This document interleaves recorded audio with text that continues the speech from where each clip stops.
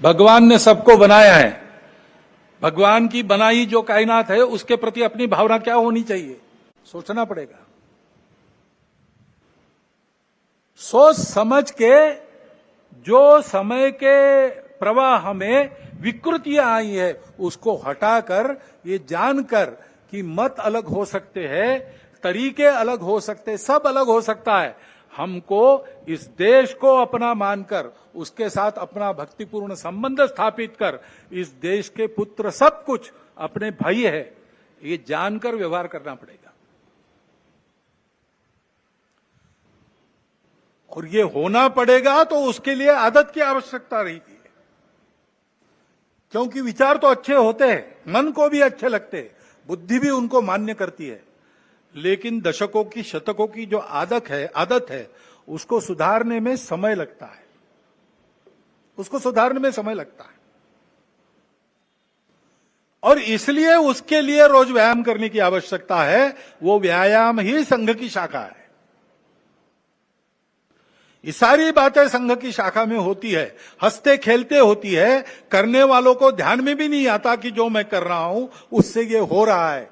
10-12 साल के बाद पीछे मुड़ के उस समय के स्वयं के चित्र को देखता है तो उसको लगता है कि मैं कितना बदल गया। संघ यही काम करता है, संघ इसी के लिए है।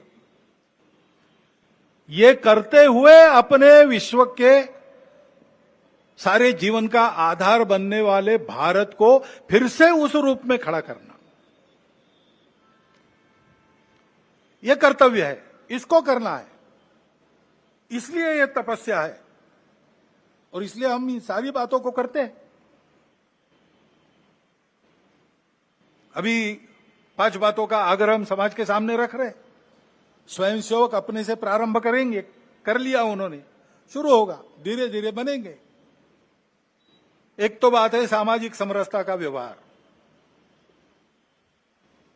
अपने कार्य क्षेत्र में जितने प्रकार का समाज रहता है उन सब में अपने मित्र और मित्र कुटुंब होने चाहिए, अपने कुटुंब के।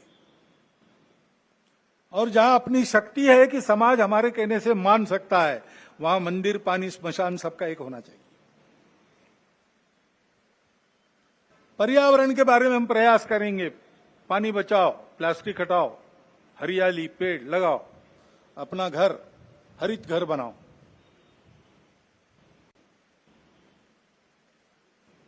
स्व आधारित सारा व्यवहार हो, स्व आधारित जीवन की कल्पना में उपभोग के लिए जीवन नहीं है, समृद्धि चाहिए, अय्याशी नहीं चाहिए। इसलिए लक्ष्मी जी की स्तुति हम करते श्री सूक्त में, तो उसमें जैसे धान्यम धनम बहुपुत्र लाभम वगैरह कहा है, वैसे